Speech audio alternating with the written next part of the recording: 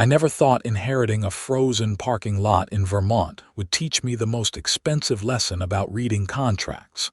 But here I am, watching a woman in a North Face puffer jacket throw the biggest tantrum I've seen since my nephew didn't get the right birthday cake.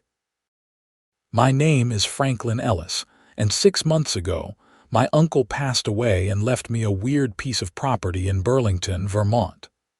Not a house, not a storefront, just a half-acre paved parking lot sandwiched between two residential buildings. The lot had been in our family since the 70s when my uncle bought it as an investment. For the past 15 years, he'd been leasing it to the Pine Ridge Homeowners Association for their overflow parking. The residents of their fancy townhouse complex used it because their own parking was limited. My uncle had maintained it, plowed it in winter, and collected a modest monthly check. When I inherited it, I figured I'd do the same. I'm a contractor by trade, 34 years old, and I've lived in Burlington my whole life. I run a small construction and property maintenance business with 3 trucks, including my faithful F-250 with a snow plow attachment. Vermont winters are brutal, and snow removal is half my income from November through March. When I took over the parking lot, I reviewed the lease agreement my uncle had with the HOA. It was straightforward. I provided a cleared, maintained lot. They paid me $1,200 monthly. The lease didn't specify how I had to maintain it, just that I had to keep it accessible and safe. The problem started in late October when I attended my first HOA meeting as the new property owner. They held these meetings in the community room of their main building, a renovated brick structure that probably cost more than my entire house. I showed up in my work jeans and a flannel shirt, feeling immediately out of place among the pressed khakis and designer sweaters. The HOA president introduced herself as Patricia Morton, a woman in her late 40s with that particular haircut that screams, "I want to speak to your manager," and oversized glasses that somehow made her look both sophisticated and perpetually irritated. She had a way of smiling that never reached her eyes. "You must be Franklin," she said, shaking my hand with the enthusiasm of someone touching a dead fish. "We were so sorry to hear about Robert. He was always very accommodating." "Thank you," I replied. "I'm planning to continue the arrangement exactly as it was." "Wonderful." She gestured to a seat at the folding table where about a dozen other HOA members sat with printed agendas in front of them. We were actually hoping to discuss some updates to our parking policies. I should have left right then. Instead, I sat down and listened as Patricia launched into a 40-minute presentation about community standards and aesthetic guidelines. Apparently, the HOA had recently passed new regulations about what types of vehicles could park in their designated spaces. Commercial vehicles, work trucks, trailers, RVs, and anything they deemed unsightly were now prohibited. "Of course, this applies to the overflow lot as well," Patricia said, looking directly at me. "We can't have our property values diminished by inappropriate vehicles." I raised my hand like I was back in school. "Just to clarify, you're talking about where residents can park their vehicles. My truck wouldn't fall under that since I'm not a resident, right?" Patricia's smile tightened. "Your truck?" "Yeah, I use my plow truck to clear the lot when it snows. I park it there sometimes when I'm working on the property." Several HOA members exchanged glances. A thin man with wire-rimmed glasses named Douglas spoke up. "What kind of truck?" "Ford F-250 with a plow attachment. Same truck my uncle used." "That's a commercial vehicle," Patricia said flatly. "Right, because I use it for my business. But like I said, I'm not a resident. I'm the property owner maintaining my own property." Patricia pulled out a folder and removed a document. According to our revised bylaws, any vehicle parking in HOA-designated spaces must comply with our standards. The overflow lot is designated HOA parking per our lease agreement. But I own the lot, I said, feeling my patience start to thin. The lease says I have to maintain it. How am I supposed to maintain it if I can't bring my truck there? That sounds like a you problem, Franklin. Patricia's voice had gone cold. Our community standards exist for a reason. We've worked very hard to maintain property values and aesthetic appeal. Commercial vehicles are prohibited, period. I looked around the table for support, but found only uncomfortable faces staring at their agendas. This is ridiculous. My uncle plowed that lot for 15 years with the same kind of truck. Robert was grandfathered in under the old policies, Douglas chimed in. These new regulations went into effect last month. Convenient timing, I muttered. Patricia heard me. I'm sorry you feel that way, but rules are rules. If you can't maintain the property in compliance with our standards, perhaps we need to renegotiate the lease terms. The lease doesn't say anything about what kind of vehicle I can use for maintenance. It says the lot must be maintained to HOA standards, Patricia countered. Our standards now prohibit commercial vehicles. Therefore, you must maintain it without using prohibited vehicles. The logic was circular and infuriating, but I could see I wasn't going to win this argument tonight. Fine. I'll review the lease with my lawyer and get back to you. You do that, Patricia said with that dead-eyed smile. Our next meeting is in 2 weeks. I left fuming and spent the next day reading through every line of that damned lease agreement. Patricia was technically right that the lot had to meet HOA standards, but those standards weren't defined in the original lease. My uncle had signed this thing in 2009, long before Patricia and her aesthetic police took over. I called a lawyer friend named Mike who specialized in property law. It's a gray area, Mike said after reviewing the documents. The lease predates their new bylaws, and there's no clause requiring you to comply with future policy changes. But if they want to push it, you'd probably end up in court, and that's expensive. So what do I do? You could ignore them and see if they follow through with legal action. You could try to negotiate an amendment to the lease, or you could comply and figure out another way to plow the lot. None of those options sounded good. I decided to ignore them for the moment and see what happened. Winter was coming, and I had bigger concerns than Patricia's parking crusade. The first snow came in mid-November. Nothing major, just 3 inches that fell overnight. I drove my plow truck to the lot at 6 in the morning and got to work clearing the spaces.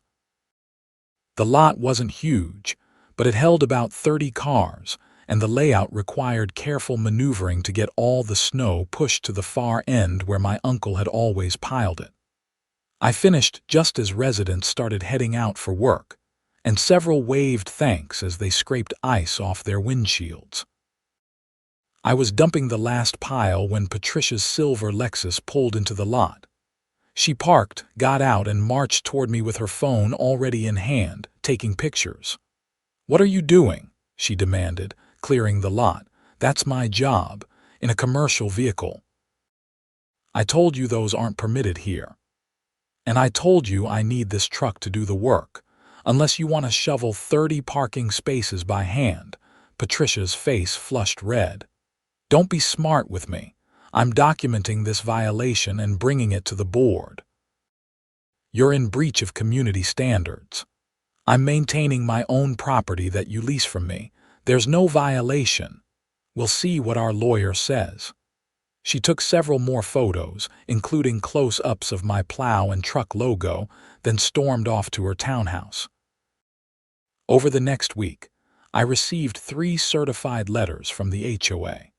The first was a formal notice of violation for parking a commercial vehicle in the lot. The second was a fine for $500. The third was a warning that continued violations would result in lease termination. I called Mike again. Can they do this? The violation notice is baseless since you're the property owner. The fine is unenforceable for the same reason. The lease termination threat is more complicated. They'd have to prove you're not maintaining the property per the agreement, which you clearly are. But again, if they want to fight it, you're looking at court costs. This is insane. Welcome to HOA disputes. They're almost always insane. I decided to try reasoning with them one more time. I attended the next HOA meeting in early December and waded through 20 minutes of discussions about holiday decorations before Patricia acknowledged me. Franklin has asked to address the board, she announced. 5 minutes. I stood, taking a deep breath. Look, I understand you have rules about vehicles. I respect that. But I'm not a resident. I'm the guy who owns the lot you all park in, and I need my truck to maintain it. My uncle did this for 15 years without any problems. Can't we work out an exception for maintenance vehicles? Patricia didn't even pretend to consider it. Our policies don't allow exceptions. If we bent the rules for you, we'd have to bend them for everyone. I'm not asking you to bend rules for residents. I'm asking you to acknowledge that the property owner needs access to his own property with appropriate equipment. A woman in the back named Susan raised her hand timidly. I think Franklin has a point. How else is he supposed to plow the snow? He can hire a company that uses appropriate vehicles, Patricia said. What's an appropriate vehicle for snow plowing? I asked. A smaller truck without all that ugly commercial signage. That's not how snow plows work. You need weight and power to push heavy snow. And the signage is literally just my company name. I could cover it if that's the issue. Douglas shook his head. It's not just the signage, it's the principle. We have standards. I felt my temper rising. Your standards are going to leave you with an unplowed parking lot. Patricia's eyes narrowed. Are you threatening us? I'm explaining reality. I have a business to run. I can't afford to buy a whole different truck just to plow one parking lot. And I'm not doing anything wrong by using my own vehicle on my own property. It's HOA designated parking, Patricia repeated. That makes it subject to our rules. I'm the landlord. You're the tenants. Landlords don't follow tenant rules. The room went silent. Patricia's face had gone from red to purple. We'll be discussing this with our attorney. If you continue to violate our policies, we'll take appropriate action. You do that, I said and left. The next snow came a week later, a bigger storm that dropped 8 inches overnight. I showed up at 5 in the morning with my plow truck and found a chain stretched across the entrance to the lot. Someone had locked it to 2 posts I didn't even know existed. I got out in the blowing snow and examined the setup. The chain was new, the lock expensive. This was planned. I pulled out my phone and called Patricia. It rang 6 times before she answered, sounding groggy. What? There's a chain blocking the entrance to the lot. Yes, the board voted to restrict access to authorized vehicles only. It's my property, Patricia. It's HOA designated parking, and you've been explicitly told your truck isn't permitted. If you want to maintain the lot, you'll need to use a compliant vehicle. I don't have another vehicle. And even if I did, I couldn't just swap a plow onto it. That's not how this works. Then I suggest you hire someone who can comply with our standards. Have a nice day, Franklin. She hung up. I stood in the falling snow, watching it pile up in the empty parking lot. Residents would be waking up soon, trying to get to work, and they'd find their cars buried. But Patricia had made her position clear, and I was done playing games. I took photos of the chain, the growing snow accumulation, and the empty lot. Then I drove home and made myself breakfast while I thought through my options. By 9 that morning, my phone was ringing constantly. Residents were calling, asking when I'd be clearing the lot. I gave them all the same answer. Contact your HOA president. She's blocked my access to the property. Patricia called at 9:30, her voice sharp. You need to clear this parking lot immediately. Residents can't get out. I tried to clear it at 5 this morning. You locked me out. You know exactly why that chain is there. Use a different vehicle. I don't have a different vehicle with a plow. You want me to hire someone. That'll cost about $500 per storm, and I'll need to add that to your monthly lease payment. The lease amount is fixed. Then I guess the lot doesn't get plowed. You're in breach of contract. No, I'm being prevented from fulfilling my obligations by your ridiculous policies. I'm happy to maintain the property, but you won't let me access it with the necessary equipment. That's on you, not me. We'll sue you, Patricia threatened. Go ahead. I've documented everything. See you in court. I hung up. Over the next 3 days, the situation devolved into chaos. The lot remained unplowed, and residents either had to dig their cars out themselves or leave them buried. Several called towing companies to pull their vehicles out through the deep snow. The HOA held an emergency meeting without inviting me, and according to Susan, who called me afterward, it turned into a screaming match between residents who blamed Patricia and residents who blamed me. Half the people think the board is being ridiculous, Susan told me. But Patricia has convinced the others that you're trying to extort the HOA by refusing to hire a proper snow removal company. I offered to hire someone if they'd cover the cost. She didn't mention that part. The standoff continued through 2 more storms. The parking lot became unusable, buried under nearly 2 feet of packed snow and ice.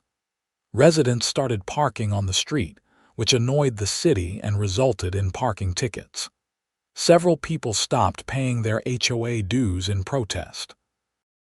The whole community was fracturing over a stupid parking policy. I wasn't enjoying this. Despite what Patricia thought, I didn't want residents suffering.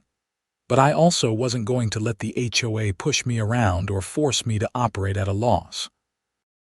The lease paid me $1,200 a month, and if I had to hire professional snow removal for each storm at $500 a pop, I'd be losing money by winter's end.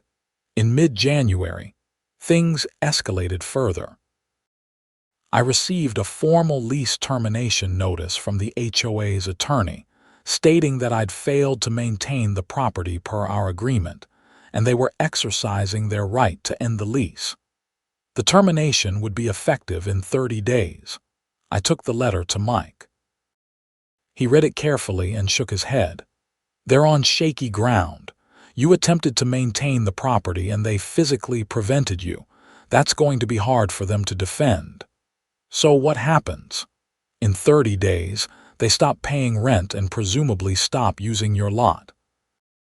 You can sue them for breach of contract and you'd probably win, but litigation takes time and money. Can I kick them out before 30 days? Not really. The lease allows for termination with 30 days notice from either party, so they're technically following the terms.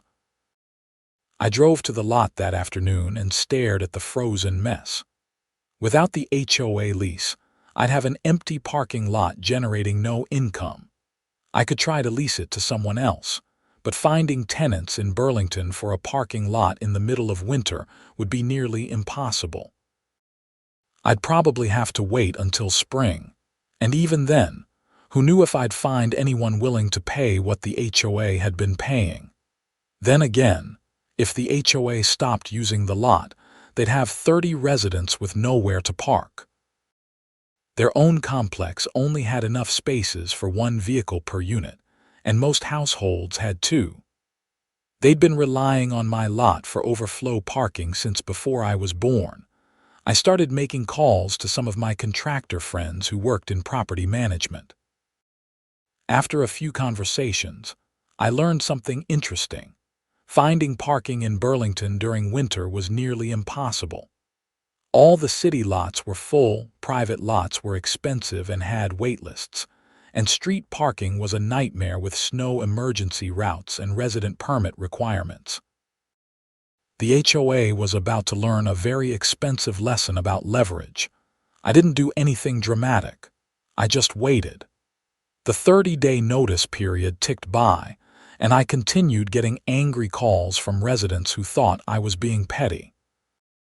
I explained to each one that I'd tried to maintain the lot, shown up multiple times to plow it, and been physically blocked by their HOA. Most seemed surprised by this information, which told me Patricia wasn't being honest about what was happening.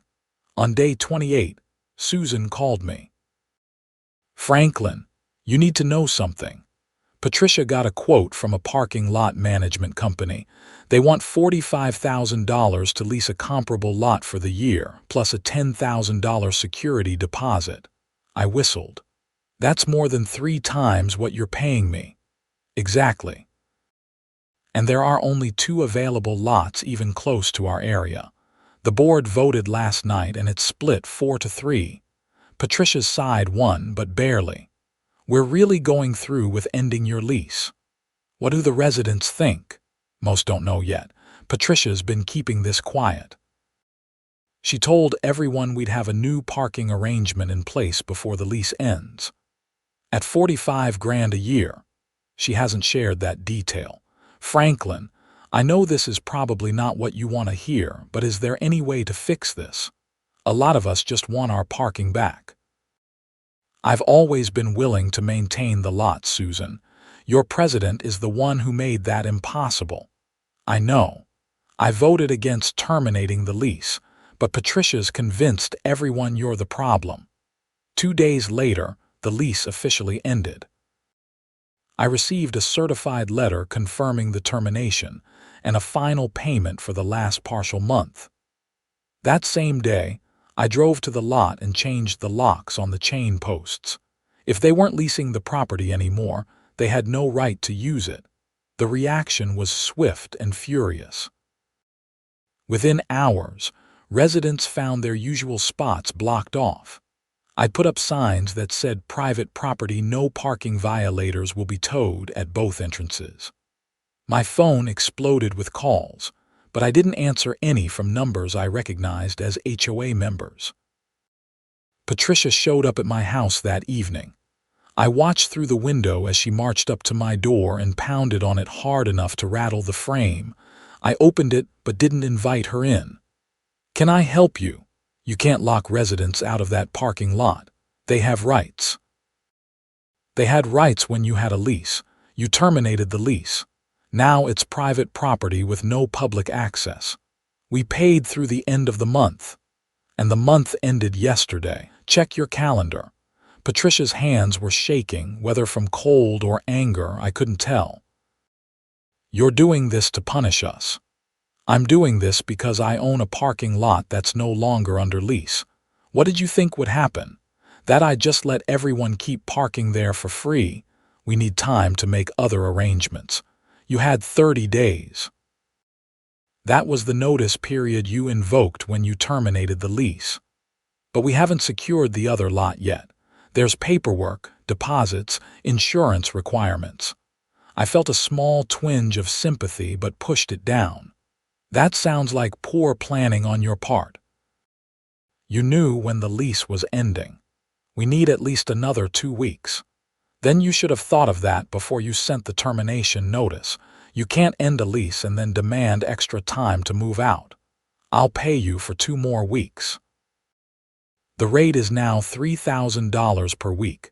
Patricia's eyes bulged. "That's extortion. That's a short-term premium rate for an otherwise unleased property. Take it or leave it. We'll sue you for this." "You already threatened that. Let me know when you actually file something." "Now get off my property." I closed the door in her face. The next morning I found my truck tires slashed, all 4 of them, clean cuts that left the rubber peeling and useless. I filed a police report, though I had no proof who'd done it. The officer who took the report raised his eyebrows when I explained the HOA situation. "Yeah, we've been getting calls about parking disputes at that Pine Ridge complex. Sounds like a mess. It's about to get messier, I said. I had the tires replaced and sent Patricia's HOA an invoice for $1,200, citing destruction of property. I knew they wouldn't pay it, but I wanted documentation of everything that was happening. The HOA held another emergency meeting, and this time several residents confronted Patricia directly. Susan recorded parts of it on her phone and sent me clips. People were furious about the parking situation and even angrier when they learned how much the new lot would cost. "You told us you had this handled," one man shouted. "You said Ellis was the problem, but it sounds like you created this whole mess."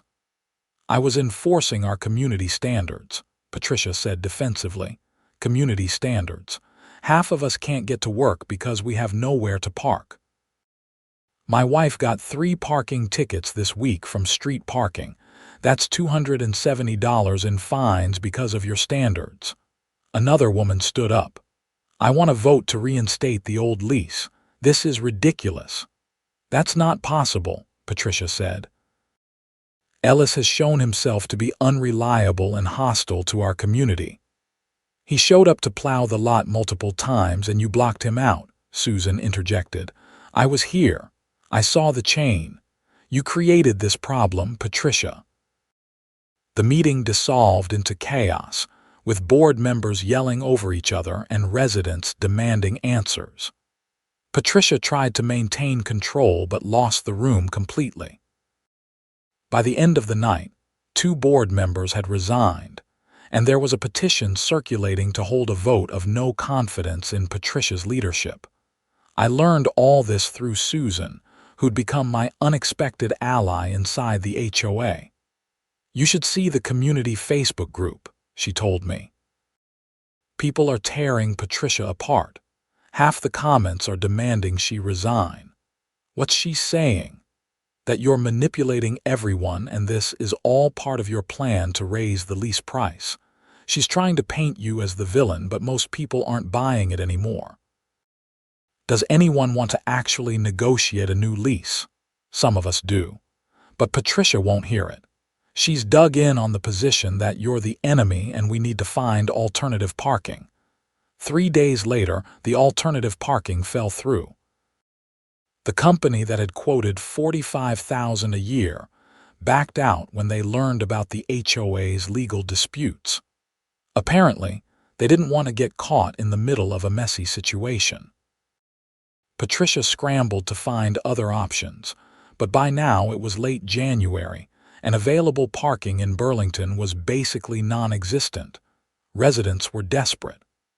Several approached me individually, asking if they could pay me directly to use the lot. I considered it, but ultimately said no. This needs to be resolved with the HOA as a whole. I'm not going to nickel and dime individual spaces while your board pretends everything's fine. A man named Richard who lived in one of the end units came to my house with a 6-pack of beer and an apologetic expression. "Look, most of us had no idea what Patricia was doing. We thought you'd stopped plowing the lot to be difficult.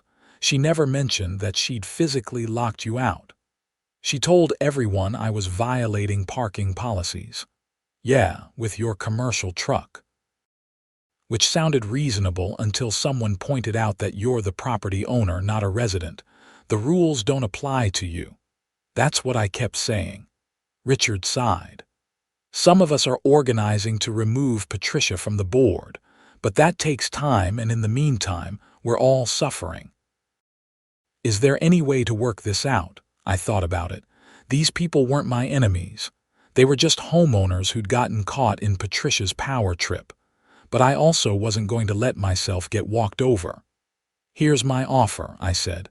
"New lease, 12 months, $1,400 a month." That's $200 more than before, which accounts for the hassle and covers inflation. I maintain the lot, including snow removal with whatever equipment I deem appropriate. No HOA parking policies apply to maintenance operations. And I want a clause that says any interference with my property maintenance is grounds for immediate lease termination with no refund of that month's rent. That's fair. More than fair, honestly. I also want a written apology from the HOA board, acknowledging that they improperly terminated the previous lease and that I fulfilled all my obligations. Richard winced. Patricia will never agree to that. Then you need a new board president. Because I'm not doing business with someone who's already shown she'll lie and sabotage me to save face. Over the next week, the situation inside Pine Ridge HOA reached a breaking point. Patricia refused to negotiate with me, insisting that accepting my terms would be surrendering to extortion. But with no alternative parking available and residents increasingly angry, her support evaporated. A special election was called. Patricia lost her position as president by a vote of 18-4. Susan was elected as the new president, along with 2 new board members who'd campaigned on resolving the parking crisis. Susan called me the day after the election. "We'd like to accept your terms for a new lease. Can we meet this week to finalize the paperwork?" "What about Patricia?"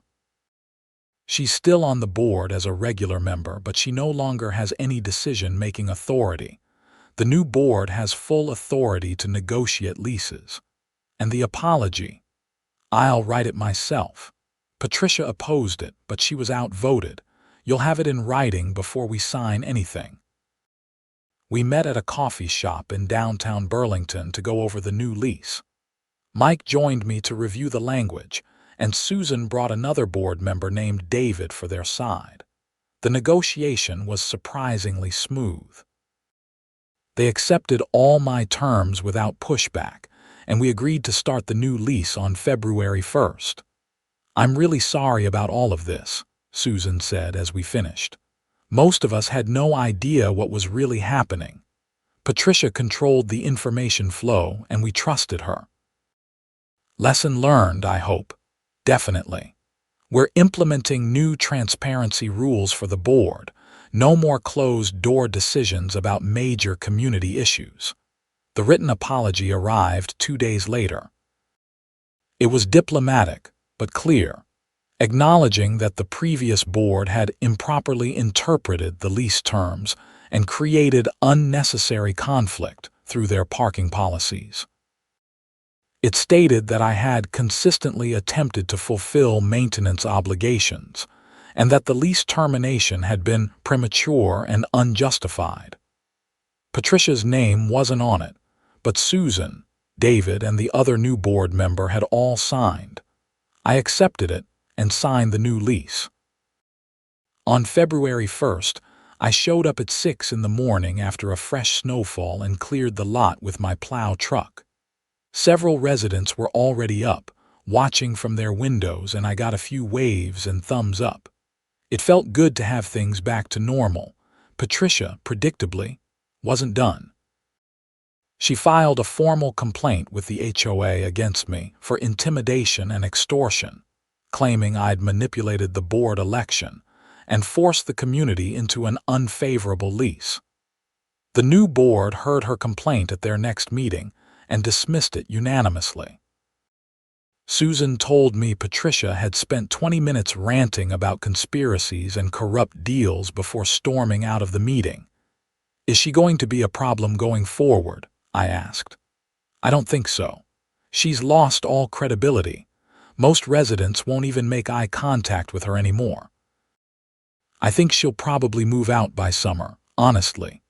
This whole thing embarrassed her badly." But Patricia had one more card to play, and it was worse than I expected. In late February, I got a call from a city inspector saying there'd been a complaint about my parking lot. Apparently, someone had reported that it wasn't properly permitted for commercial use and that I was operating an illegal business. "It's not a commercial lot," I explained. "It's a private lot that I lease to a residential HOA. You collect money for the lease." "Yes, but that's just rental income from my property. That's not a commercial operation. We'll need to investigate. Someone also reported that you're running a snow removal business from the lot, storing equipment there and operating without proper permits. I felt my blood pressure spike. Who filed this complaint? I can't tell you that. It's anonymous. But I knew. Only one person would be petty enough to try getting the city involved in our dispute. The investigation took 3 weeks and was incredibly disruptive. Inspectors came out multiple times, reviewed property records, interviewed me and my neighbors, and examined the lease agreement. In the end, they determined that everything was legal and above board. I owned the property, paid taxes on it, and had every right to lease it. My snow removal work on my own property didn't constitute a commercial operation, and since I wasn't storing equipment there long-term, there were no zoning violations. But the investigation cost me time, stress, and $1,000 in legal fees when I had to hire Mike to help me navigate the city bureaucracy. I was furious, and I was certain Patricia was behind it. I couldn't prove it, though. The complaint had been anonymous, and the city wouldn't reveal the source. I vented to Susan about it, and she sighed heavily. I can't say for sure it was her, but Patricia's been making comments at board meetings about how you're probably breaking all sorts of laws. She's obsessed with taking you down, Franklin. It's honestly scary how fixated she is. What can I do about it? I don't know, but be careful. She's not stable right now. The next incident confirmed just how unstable Patricia had become. In early March, I arrived at the lot one morning to do some routine maintenance and found graffiti spray painted across the pavement. Large red letters spelled out "Ellis is a crook and extortionist" across multiple parking spaces. I took photos and called the police. The same officer who'd handled my slashed tires report came out and shook his head. "You're having a rough year. It's one person behind all of this. The HOA lady, Patricia Morton, but I can't prove it. Any cameras on the property? Not yet. I'm installing them next week." That had been planned anyway, but now it felt urgent. The officer took a report and told me he'd drive by the area more frequently, but without evidence, there wasn't much he could do. I spent the afternoon pressure washing the graffiti off the pavement, which cost me half a day's work and another $100 in cleaning supplies. Susan called me that evening. "Franklin, I heard about the graffiti. I'm so sorry. Did Patricia say anything about it?" She actually seemed pleased when it came up at tonight's board meeting. She made some comment about karma. It was disgusting. "I'm installing security cameras this week. If she tries anything else, I'll have proof." Good. And for what it's worth, the board is discussing whether to remove her entirely. We might have grounds to vote her off for creating a hostile environment and damaging community relations. The cameras went up 3 days later. I installed 4 high-quality units with night vision and motion sensors, positioned to cover the entire lot and both entrances. I also put up signs warning that the property was under video surveillance. I didn't have to wait long to get my proof. 5 days after the cameras went live, I got a motion alert at 2 in the morning. I pulled up the app on my phone and watched in real time as Patricia walked into the lot carrying a bag. She looked around nervously, clearly checking for witnesses, then pulled out a bottle and started pouring liquid across several parking spaces. I called 911 immediately. "Someone's vandalizing my property right now. I have them on camera." The dispatcher took my information and sent a patrol car. I pulled on clothes and drove to the lot, arriving just as the police did. Patricia was still there, trying to spread what I now realized was motor oil across the pavement to make it slippery and dangerous. The officer approached her with his flashlight raised. "Madam, I need you to step away from there and put down whatever you're holding." Patricia froze, the oil bottle still in her hand. In the harsh LED light, she looked wild and desperate, her hair disheveled and her eyes wide. "I'm not doing anything wrong. This is HOA property." "No, madam, it's not. This is private property owned by Mr. Ellis, and you're trespassing and vandalizing. He's a criminal. He's been extorting our community for months. Someone has to stop him." "Madam, put the bottle down now." Patricia threw the bottle at the officer. It missed and splashed oil across his pants. That was the last straw. The officer called for backup, and within minutes, Patricia was in handcuffs, crying and screaming about injustice and corruption. I showed the responding officers my security footage, which clearly showed Patricia entering the property, pouring the oil and throwing the bottle. They arrested her for trespassing, vandalism, assault on an officer, and creating a public hazard. "That oil on the parking spaces could have caused serious accidents," one officer told me. "If someone had slipped and crashed, she could have been facing much worse charges." I gave a full statement and provided copies of the footage. The officers told me I'd need to come to the station the next day to file a formal complaint, and that the district attorney would likely want to talk to me about pressing charges. When I got home at 4 in the morning, I felt exhausted and sad. I'd never wanted any of this. I just wanted to lease a parking lot and make a modest income from property my uncle had left me. Instead, I'd been pulled into months of conflict, harassment, and now criminal activity. The story hit the local news 2 days later. HOA president arrested for vandalism in parking dispute. Read the headline, and the article detailed the whole messy saga. My phone exploded with calls from reporters, lawyers offering their services, and even a few people who'd had their own HOA nightmares and wanted to share solidarity. Susan called to apologize for the 100th time. The board voted unanimously to remove Patricia. She's no longer part of the HOA in any capacity. We're also considering banning her from attending meetings even as a resident. How are the other residents reacting? Most are horrified. A few of Patricia's close friends are defending her, saying you drove her to this, but they're in the minority. Honestly, I think several people are going to sell their units and move. This whole thing has destroyed the community atmosphere. Patricia's legal troubles mounted quickly. The assault on an officer charge was particularly serious, and the district attorney decided to prosecute fully.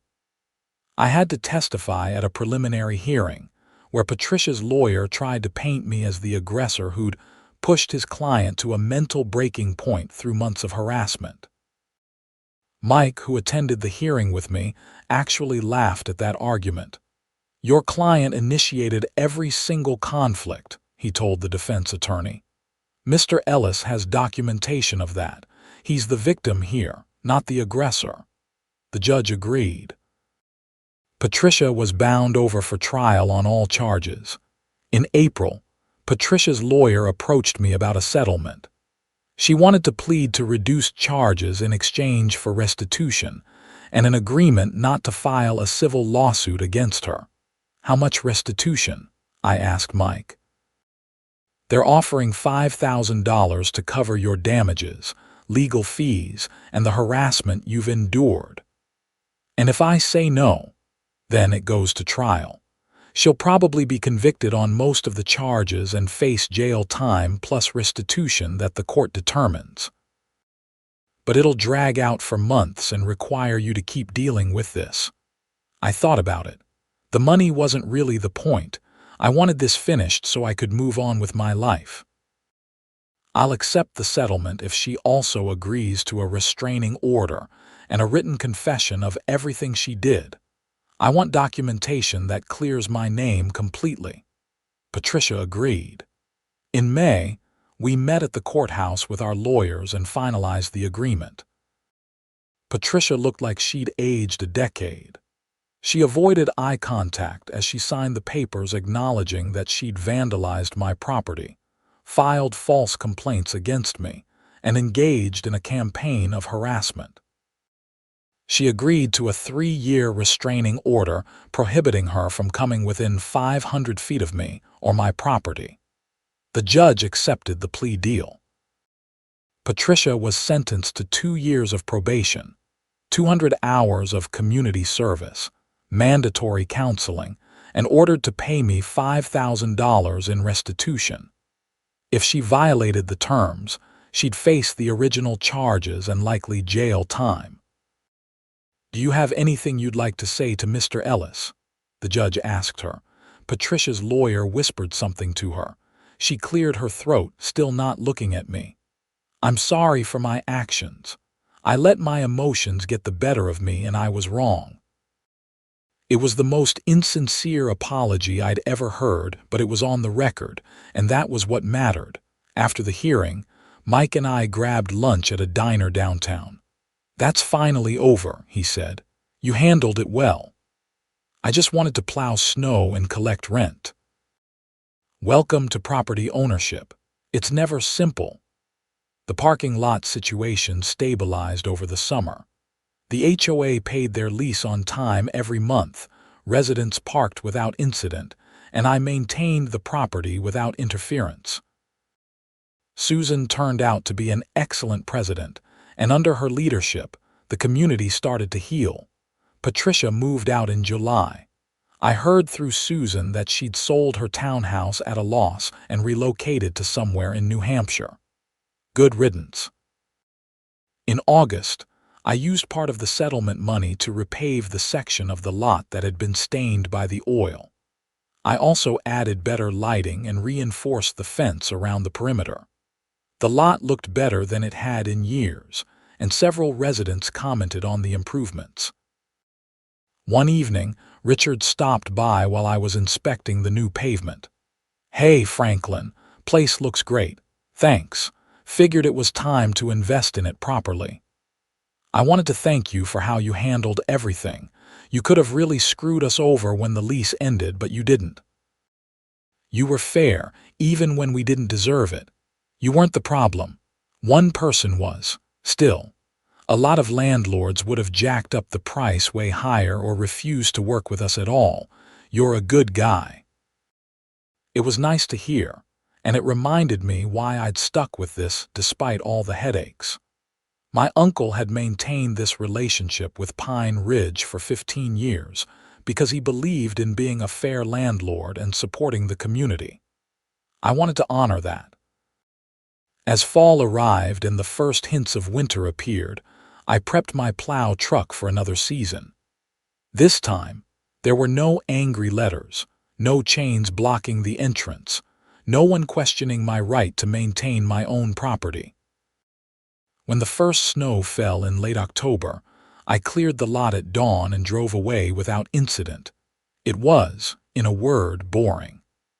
And after the year I'd had, boring was absolutely perfect.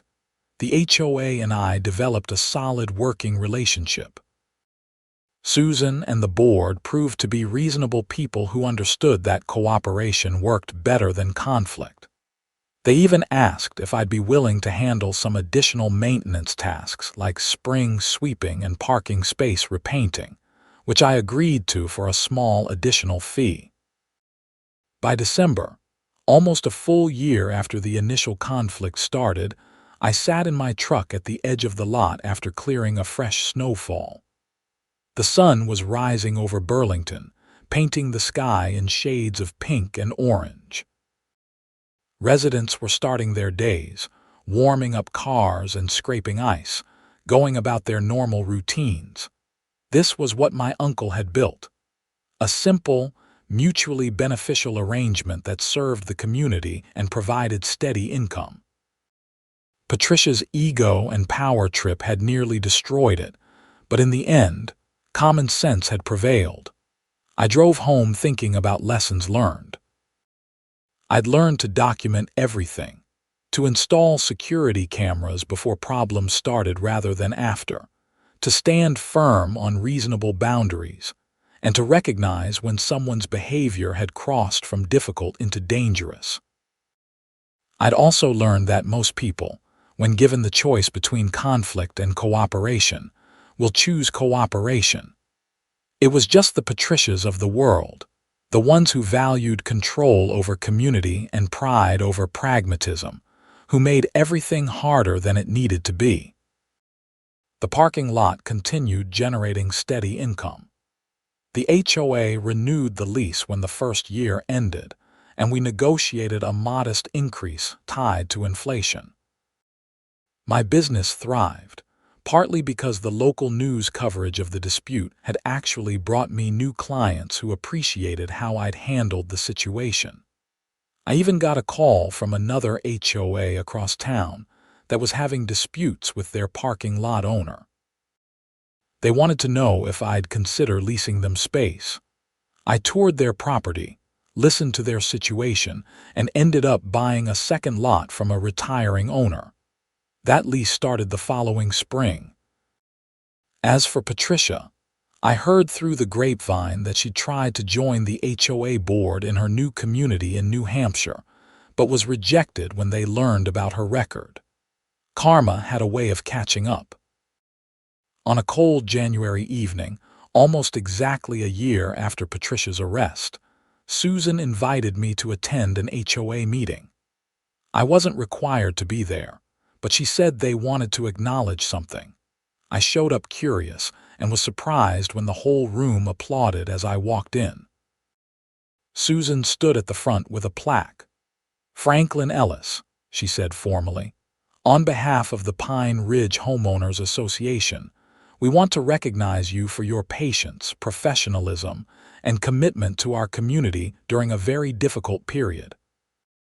You had every reason to walk away from us, but instead you worked with us to find solutions. This plaque is a small token of our appreciation." The plaque read, "Presented to Franklin Ellis, property owner and partner, for outstanding service to Pine Ridge community." I accepted it, feeling genuinely touched. "Thank you. I'm glad we got through that mess together." After the meeting, several residents came up to chat and thank me personally. It was a nice moment, a real closing of that chapter. Driving home that night with the plaque on my passenger seat, I thought about how strange life could be. A year ago, I'd been ready to give up on the whole arrangement, to sell the lot and wash my hands of HOA drama forever. Now I had 2 lots, a thriving business, and a genuine sense of community with the Pine Ridge residents. My uncle would have been proud, I thought. He'd always said that property ownership was about more than just collecting rent. It was about relationships, reliability, and serving the people who depended on you. I'd learned that lesson the hard way, but I'd learned it well. The parking lot saga became something of a local legend in Burlington property management circles. Other landlords and HOA boards reached out to ask about my experience, and I found myself becoming an unlikely expert on navigating landlord-tenant relationships with homeowner associations. I even gave a talk at a property management conference in Montpelier about the importance of clear contracts, documentation, and knowing when to stand firm versus when to compromise. The room was packed, and afterward, several people told me they'd been through similar situations. HOAs attract a certain type of person, one property manager told me. People who crave control and authority but often lack the judgment to use it wisely. You got unlucky with Patricia, but you handled it perfectly. As winter turned to spring and then summer, life settled into a comfortable rhythm. The parking lot required minimal drama and generated reliable income. My construction business stayed busy. I even started dating a teacher named Teresa Baker who thought the whole parking lot story was hilarious. "You got into a war with a homeowners association over a snow plow," she said, laughing over dinner one night. "That might be the most Vermont thing I've ever heard." "It was stupid," I admitted. "But sometimes you have to stand up for yourself, even over stupid things. I'm glad you did. That Patricia woman sounds awful. 2 years after the initial conflict, I was plowing the Pine Ridge lot after a particularly heavy snowstorm when I noticed someone watching from one of the townhouse windows. It was an elderly man I'd seen around but never spoken to. He waved, and I waved back. Later, he approached me as I was finishing up. "You're Franklin, right? Robert's nephew." "That's right. I'm George. I've been living here since these units were built. I knew your uncle well. He was a good man. Thank you." I wanted to apologize. During all that nonsense with Patricia, I didn't speak up. I should have. I knew what she was doing was wrong, but I didn't want to get involved. I'm sorry for that. It worked out okay in the end. Maybe, but it shouldn't have taken vandalism and arrests to get there. Some of us should have stood up to her sooner. He paused, looking out at the clear lot. "Your uncle always said the secret to a good business relationship was trust and fairness. He lived by that, and it looks like you do too." That conversation stayed with me. George was right that more people could have spoken up sooner, but I also understood why they hadn't. Standing up to someone like Patricia took courage, especially when she controlled the HOA board and could make residents' lives difficult. The fact that the community had eventually found that courage and removed her from power was what mattered. Democracy, even in something as small as a homeowners association, required people to get involved and hold their leaders accountable. As I drove away from the lot that day, my truck loaded with snow and my fingers cold despite heavy gloves, I felt a deep sense of satisfaction. Not because I'd won some petty conflict, but because I'd proven that standing up for yourself and doing the right thing could actually work out. It would have been easy to cave to Patricia's demands, to buy a different truck, or hire expensive contractors, or just walk away from the whole situation. But doing any of those things would have set a precedent that aggressive, unreasonable people could bully others into compliance. By holding firm, documenting everything, and letting Patricia's own behavior expose her, I'd protected not just myself, but potentially others who might have faced similar treatment. The story eventually faded from local news and became just another chapter in my life. The parking lot kept generating income, the HOA kept paying on time, and winters came and went without drama. 3 years after everything ended, Susan stepped down as HOA president to focus on her growing family. The new president, a friendly accountant named Marcus, continued the cooperative relationship we'd established. The community had learned from the Patricia disaster and implemented better checks and balances to prevent any one person from wielding too much power. I still own both parking lots. I still plow them myself with my commercial truck, the same F-250 that started the whole mess. No one has complained about it in years. Sometimes I drive past Patricia's old townhouse and wonder if she ever thinks about what she threw away. She'd had a nice home, a leadership position in her community, and neighbors who mostly got along. All of that had been destroyed because she couldn't accept that her authority had limits. But mostly, I don't think about her at all anymore. She's gone, the drama is over, and life has moved forward.